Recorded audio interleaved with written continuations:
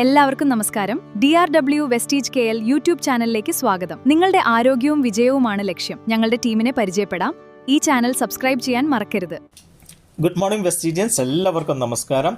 നമ്മുടെ വെസ്റ്റീജ് കമ്പനിയുടെ mobile app വഴി എങ്ങനെയാണ് പുതിയൊരു ഡിസ്ട്രിബ്യൂട്ടറെ നമുക്ക് ജോയിൻ ചെയ്യിപ്പിക്കാം എന്നാണ് നമ്മൾ ഈ വീഡിയോയിലൂടെ നോക്കുന്നത്.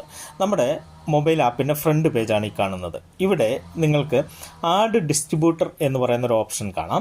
നിങ്ങൾ അതിനകത്ത് ഒന്ന് ക്ലിക്ക് ചെയ്യുമ്പോഴത്തേക്കും നിങ്ങൾക്ക് ഇങ്ങനെ ഒരു പേജാണ് വരുന്നത്. അതിൻ്റെ ഏറ്റവും മുകളിൽ നിങ്ങൾക്ക് ഒരു 8 അക്ക ID നമ്പർ കാണാം. അത് നമ്മുടെ ആരുടെയാണോ ഈ ആപ്പ് തുറന്നത് അവരുടെ തന്നെയായിരിക്കും അവിടെ കാണുന്നത്. അതിനുശേഷം എൻ്റർ റെഫറൽ കോഡ് എന്ന് കാണും. നിങ്ങൾ അവിടെ ഒന്നും ചെയ്യേണ്ട. അതിന് തൊട്ട് താഴെ അപ്ലൈൻ ID എന്ന് പറയുന്ന ഒരു ഓപ്ഷനുണ്ട്. ഇപ്പോൾ ഈ കൾസർ വന്നിരിക്കുന്നത് അപ്ലൈൻ IDയിലാണ്. അവിടെയും നിങ്ങളുടെ നമ്പർ തന്നെയാണ് കാണുന്നത്. ഇപ്പം നിങ്ങളുടെ തൊട്ട് താഴെ നേരെ താഴെയാണ് ഒരാളെ ചേർക്കേണ്ടതെങ്കിൽ ഈ ID നമ്പർ തന്നെയാണ് കൊടുക്കേണ്ടത്. അഥവാ നിങ്ങൾ കുറേ പേരെ ചേർത്തിട്ടുണ്ട്, അതിൻ്റെ അകത്ത് നിങ്ങളുടെ ഒരു ഡിസ്ട്രിബ്യൂട്ടർ ഓൾറെഡി ഉള്ള ഒരു ഡിസ്ട്രിബ്യൂട്ടറിൻ്റെ താഴെയാണ് ഒരാൾ ചേർക്കേണ്ടതെങ്കിൽ നിങ്ങൾ എന്ത് ചെയ്യണം? അവിടെ ആരുടെ കീഴിലാണോ ചേർക്കേണ്ടത് അവരുടെ ID നമ്പർ നിങ്ങൾ അടിച്ചു കൊടുത്താൽ മാത്രമേ നിങ്ങൾക്ക് എന്ത് ചെയ്യാൻ പറ്റുള്ളൂ, അവിടെ നിങ്ങൾക്ക് ചെയ്യാനായിട്ട് പറ്റുള്ളൂ. ഇങ്ങനെ നമ്മൾ ID നമ്പർ നമ്മൾ അടിച്ചു കൊടുക്കണം. അടിച്ചു കൊടുത്തു കഴിയുമ്പോഴത്തേക്കും അവരുടെ പേരടക്കം നിങ്ങളെ കാണിച്ചു തന്നിട്ട് വാലിഡ് എന്ന് പറഞ്ഞ് കാണിച്ചു തരും. അപ്പം ഇപ്പോൾ കണ്ടോ, മുകളിൽ കാണിച്ചു തന്നു, പേരും ഡിസ്ട്രിബ്യൂട്ടർ ഓക്കെ ആണ് എന്നും കാണിച്ചു തന്നു. ഇനിയിപ്പോൾ നമ്മൾ ആരുടെയാണോ ചേർക്കേണ്ടത് അവരുടെ ഡീറ്റെയിൽ ആണ് നമ്മൾ കൊടുക്കുന്നത്. ആ ഡീറ്റെയിൽ കൊടുക്കുമ്പോൾ ഓട്ടോമാറ്റിക്കലി ഇവരുടെ താഴെ പോയി IDയിൽ വന്ന് കിടക്കുന്നത് നമുക്ക് കാണാൻ കഴിയും. ഇവിടെ നമ്മൾ ഇനി താഴേക്ക് വരുമ്പോഴത്തേക്കും കൺട്രി സെലക്ട് ചെയ്യുന്നു. അവിടെ നമ്മൾ ഇന്ത്യ എന്ന് ഒക്കെ കൊടുത്തു. നമ്മൾ പിൻകോഡ്, അവരുടെ പിൻകോഡ്, അവർ ഏത് സ്ഥലത്താണോ ഉള്ളത് അവരുടെ പിൻകോഡിന് വളരെ ഇമ്പോർട്ടൻ്റ് ആണ്. അപ്പോൾ നമ്മൾ ആ പിൻകോഡ് അടിച്ചു കൊടുക്കണം. അവരുടെ പിൻകോഡ് അടിച്ചപ്പോഴത്തേക്കും അവരുടെ സ്റ്റേറ്റ് കേരള വന്നു, ഒപ്പം തന്നെ ഡിസ്ട്രിക്റ്റ് വയനാട് എന്നും പറഞ്ഞ് വന്നു. അതിനുശേഷം നമ്മൾ ഫോൺ നമ്പർ അടിച്ചു കൊടുക്കണം. ഫോൺ നമ്പർ നമ്മൾ അടിച്ചു കൊടുക്കുമ്പോഴത്തേക്കും നമ്മൾ ഫോൺ നമ്പർ അടിച്ചു കൊടുത്തു. അടുത്തത് നമ്മൾ ഇമെയിൽ ID അടിച്ചു കൊടുക്കുക എന്നുള്ളതാണ്. ഇമെയിൽ IDക്കും വളരെ പ്രാധാന്യമുണ്ട്. അപ്പോൾ നമുക്ക് ഇമെയിൽ ID അറിയില്ലെങ്കിൽ ചെറിയ അക്ഷരത്തിൽ അവരുടെ പേര് നമ്മൾ ഒന്നും കൂടി അങ്ങോട്ട് എഴുതി കൊടുക്കുക. അതിനുശേഷം അവരുടെ ഡേറ്റ് ഓഫ് ബർത്ത് എന്തെങ്കിലും നമുക്ക് ഓർത്തിരിക്കാൻ വേണ്ടിയിട്ട് ഡേറ്റ് ഓഫ് ബർത്തോ എന്തെങ്കിലും നമ്മളൊന്ന് അടിച്ചു കൊടുത്തു. അതിനുശേഷം നമ്മൾ എന്ത് ചെയ്തു, @ ഇട്ട് gmail.com എന്ന് പറഞ്ഞ് നമുക്ക് തൽക്കാലത്തേക്ക് ഒരു മെയിൽ ID നമുക്ക് ഉണ്ടാക്കാനായിട്ട് പറ്റും.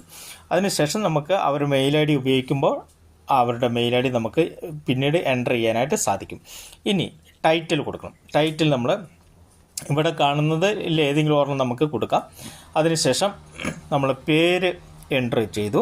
പേര് എൻ്റർ ചെയ്യുമ്പോൾ പ്രത്യേകിച്ച് ശ്രദ്ധിക്കുക, വലിയ അക്ഷരത്തിൽ പേര് എൻ്റർ ചെയ്യാനായിട്ട് വളരെയധികം ശ്രദ്ധിക്കുക. നമുക്ക് തെറ്റിപ്പോകാതെ നമ്മളൊരു പേപ്പറിലേക്കൊക്കെ എഴുതി വെച്ചിട്ട് നമ്മൾ എഴുതുകയാണെങ്കിൽ പേര് മാറിപ്പോവില്ല. പേരിൻ്റെ സ്പെല്ലിംഗ് ഒക്കെ മാറിപ്പോയാൽ നമുക്ക് വളരെ ബുദ്ധിമുട്ടാണ് അത് മാറ്റിയെടുക്കാനായിട്ട്.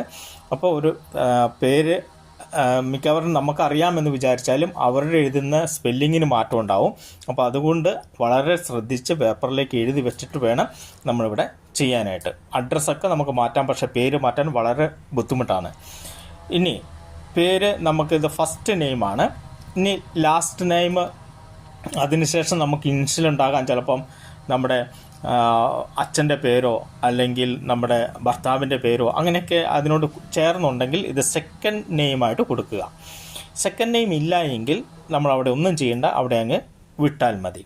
പിന്നെ നമ്മൾ അവിടെ ഡേറ്റ് ഓഫ് ബർത്ത് നമ്മൾ അടിച്ചു കൊടുക്കണം. ഡേറ്റ് ഓഫ് ബർത്ത് കൃത്യമായിട്ട് നമ്മൾ എന്ത് ചെയ്യണം, അടിച്ചു കൊടുക്കണം.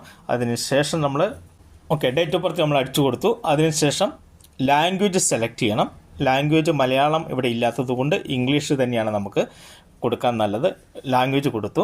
അതിനുശേഷം ഡിസ്ട്രിബ്യൂട്ടർ ID എന്ന് പറയുന്ന സ്ഥാനത്ത് നമ്മളൊന്ന് ക്ലിക്ക് ചെയ്യുമ്പോൾ ID നമ്പർ നമ്മൾ കാണിച്ചു തരും. അതിൽ നമുക്ക് ഏതാണോ ഇഷ്ടമുള്ളത് ആ ഇഷ്ടമുള്ള നമ്പർ നമുക്ക് സെലക്ട് ചെയ്ത് എടുക്കാം. അപ്പോൾ നമ്മൾ സെലക്ട് ചെയ്തു, എല്ലാം ഓക്കെ ആയിട്ടുണ്ട്. ഇവിടെ നമ്മൾ കൊടുക്കേണ്ടതെല്ലാം കൊടുത്തു. ഒന്നും കൂടെ റീചെക്ക് ചെയ്യുക. ഇതേപോലെ റീചെക്ക് ചെയ്തിട്ട് എല്ലാം ശരിയാണോ, എവിടെയെങ്കിലും വിട്ടുപോയിട്ടുണ്ടോ എന്ന് നമ്മൾ നോക്കുക. എല്ലാം ഓക്കെ ആയതിന് ശേഷം നമ്മൾ എന്ത് ചെയ്യുക, നേരെ സൈൻ അപ്പ് എന്ന് പറഞ്ഞോർത്ത് നമ്മൾ ക്ലിക്ക് ചെയ്യാം. സൈൻ അപ്പ് എന്ന് ക്ലിക്ക് ചെയ്യുമ്പോൾ ഇവിടെ ഈ കാണിച്ചേക്കുന്ന മെസ്സേജ് എന്ന് പറയുന്നത് പേരിൽ നമ്മൾ ഒരു പേര് മാത്രമേ ഉണ്ടായിരുന്നുള്ളൂ. അതുകൊണ്ട് സെക്കൻഡ് നെയിം കൊടുത്തില്ല. അത് സെക്കൻഡ് നെയിം ഇല്ല എങ്കിൽ ആധാറിലോ നമ്മൾ കൊടുക്കുന്ന പ്രൂഫിലോ സെക്കൻഡ് നെയിം ഇല്ല എങ്കിൽ ഓക്കെ അടിച്ച് നമുക്ക് പോകാം. അല്ലെങ്കിൽ നമ്മൾ സെക്കൻഡ് നെയിം കൊടുക്കണം. ഇവിടെ നമ്മൾ ഓക്കെ എന്ന് പറഞ്ഞു. ഓക്കെ എന്ന് പറഞ്ഞപ്പോഴത്തേക്കും ഇതാ പോവുകയാണ്. ഇപ്പോൾ തന്നെ നമുക്ക് ID ക്രിയേറ്റ് ആയി എന്ന് പറഞ്ഞ് മെസ്സേജ് വരും. ഇതാ ID ക്രിയേറ്റ് ആയി. നമുക്ക് ID നമ്പറും നമ്മുടെ പേരും അടക്കം എന്ത് ചെയ്തിട്ടുണ്ട്, ഇവിടെ വന്നിട്ടുണ്ട്. ഇനി നമ്മൾ ഈ അവരിൽ നിന്ന് അവരുടെ ഫോണിലേക്ക് അവർ കൊടുത്ത ഫോൺ നമ്പറിലേക്ക് SMS ആയിട്ട് ഈ ID നമ്പറും പാസ്വേഡും പോയിട്ടുണ്ട്. ഇനി നമുക്ക് അവരുടെ അടുത്തുനിന്ന് ആ പാസ്വേഡ് മേടിച്ചിട്ട് ID നമ്പറും പാസ്വേഡും മെസ്സേജ് ആയിട്ട് തിരിച്ചു തരാൻ പറയുക. അതിനുശേഷം നമ്മൾ നമ്മുടെ ആപ്പ് സൈൻ ഔട്ട് ചെയ്തിട്ട് വീണ്ടും അവരുടെ ID നമ്പറും പാസ്വേഡും വെച്ച് ലോഗിൻ ചെയ്തെങ്കിൽ മാത്രമേ നമുക്ക് ബാക്കിയുള്ള ഷീറ്റുകൾ നമുക്ക് ഫില്ല് ചെയ്യാനായിട്ട് പറ്റുള്ളൂ. ഇനി അഥവാ അവർക്ക് നേരിട്ട് ഇതുപോലെ മൊബൈൽ ആപ്പ് ഡൗൺലോഡ് ചെയ്തതിന് ശേഷം അവരുടെ SMS-ലുള്ള ID നമ്പറും പാസ്വേഡും ഉപയോഗിച്ച് അപ്പോൾ സൈൻ ഇൻ ചെയ്തിട്ട് അവർക്ക് സ്വന്തമായിട്ട് ബാക്കി കാര്യങ്ങൾ ഫില്ല് ചെയ്യാനും സാധിക്കും. അവർക്ക് അറിയില്ല എങ്കിൽ നമ്മൾ ചെയ്തു കൊടുക്കണമെങ്കിൽ അവരുടെ ID നമ്പറും പാസ്വേഡും തിരിച്ചു ചോദിക്കുക. അതല്ല അവരാണ് ചെയ്യുന്നതെങ്കിൽ അവർക്ക് നേരിട്ട് ചെയ്യാനും സാധിക്കും. ഇനി നമ്മൾ ഈ സൈറ്റ് ലോഗ് ഔട്ട് ചെയ്യണം. അതായത് നമ്മുടെ സൈറ്റ് ഇവിടെ പോയിട്ട് ഇങ്ങനെ ലോഗ് ഔട്ട് ചെയ്യണം, സൈൻ ഔട്ട് ചെയ്യണം. അപ്പോൾ സൈൻ ഔട്ട് ചെയ്തു. ഓക്കെ, സൈൻ ഔട്ട് ചെയ്യുമ്പോൾ ഇങ്ങനെ വരും. ഇനി നമുക്ക് എന്ത് ചെയ്യണമെന്ന് വെച്ച് കഴിഞ്ഞാൽ നമ്മളിനി ഇവിടെ നമ്മുടെ ID നമ്പർ അടിച്ചു കൊടുത്ത് പാസ്വേഡും അടിച്ചു കൊടുക്കണം. അവരെ SMS ആയിട്ട് നമുക്ക് അയച്ചു തരുമ്പം അതൊരു പേപ്പറിലേക്ക് എഴുതി വെച്ച് നമ്മൾ ചെയ്ത് കഴിഞ്ഞാൽ വളരെ ഈസി ആയിരിക്കും. നമുക്ക് പെട്ടെന്ന് നോക്കി അടിച്ച് ചെയ്യാനായിട്ട് നമുക്ക് പറ്റും. അങ്ങനെ അവരുടെ ഇതെല്ലാം ID നമ്പർ അടിച്ചു കൊടുത്തു, നമുക്ക് പാസ്വേഡ് അടിച്ചു കൊടുത്തതിന് ശേഷം നമ്മളിവിടെ ലോഗിൻ ചെയ്യണം. അപ്പോൾ ലോഗിൻ ചെയ്യുമ്പോൾ ഇനി നമ്മൾ തുറക്കുന്നത് അവരുടെ സൈറ്റാണ്, നമ്മുടെ സൈറ്റല്ല. അവരുടെ സൈറ്റിലേക്കാണ് നമ്മൾ പോകുന്നത്.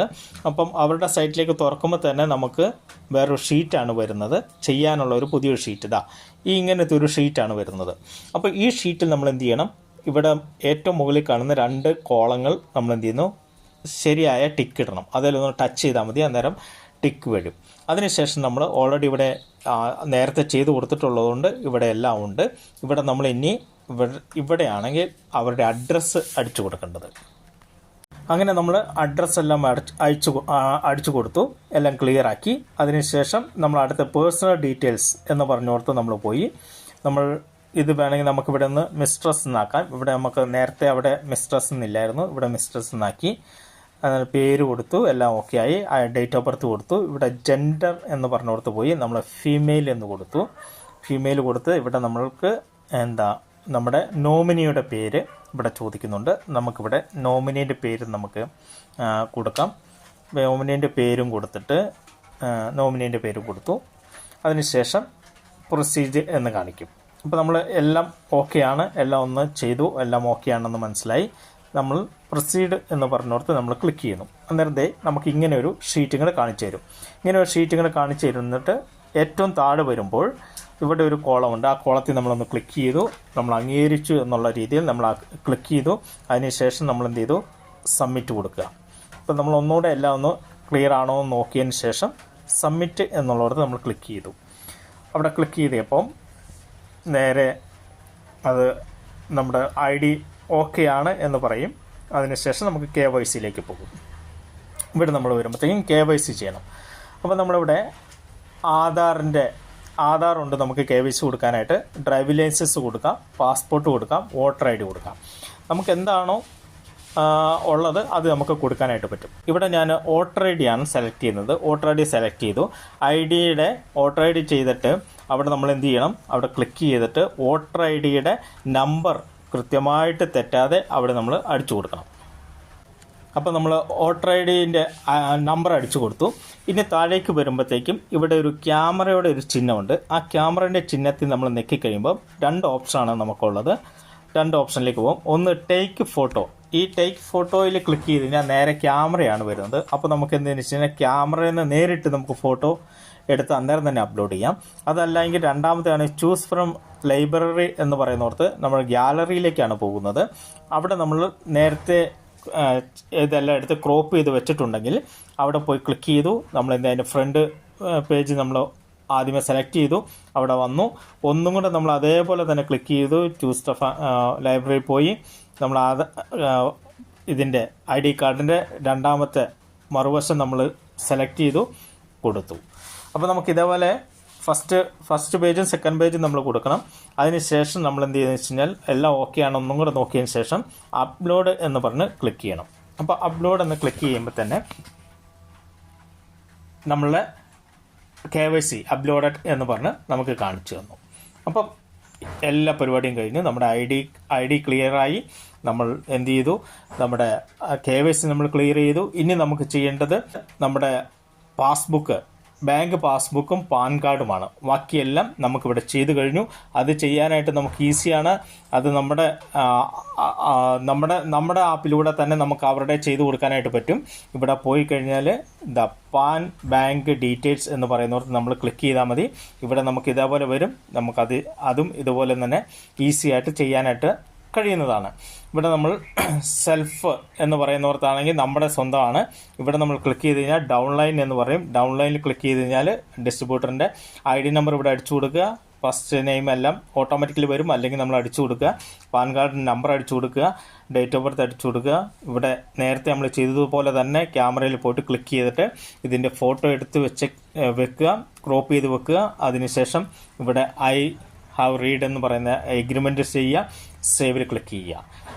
ഇവിടെ അടുത്തത് ബാങ്ക് ഡീറ്റെയിൽ ചെയ്യാനും ഇതുപോലെ തന്നെ ഏറ്റവും മുകളിൽ പാനാണ് സെലക്ട് ആയിരിക്കുന്നത്. ഇവിടെ ബാങ്ക് ഡീറ്റെയിൽ സെലക്ട് ചെയ്യുക, ഡിസ്ട്രിബ്യൂട്ടർ ID കൊടുക്കുക. ഡൗൺലൈൻസിനാണെങ്കിൽ നമ്മൾ സ്വന്തമാണെങ്കിൽ ഓട്ടോമാറ്റിക്കലി അവിടെ വരും. ഡൗൺലൈൻ ആണെങ്കിൽ അവരുടെ ID നമ്പർ കൊടുക്കുക, അവരുടെ പേര് കാര്യങ്ങളെല്ലാം ഓട്ടോമാറ്റിക്കലി വരും. IFSC കോഡ് കൊടുക്കുക, ബാങ്കിൻ്റെ നെയിം. IFSC കോഡ് കൊടുക്കുമ്പോൾ തന്നെ ബാങ്ക് നെയിമും ബാങ്ക് ബ്രാഞ്ചും ഓട്ടോമാറ്റിക്കലി വരും.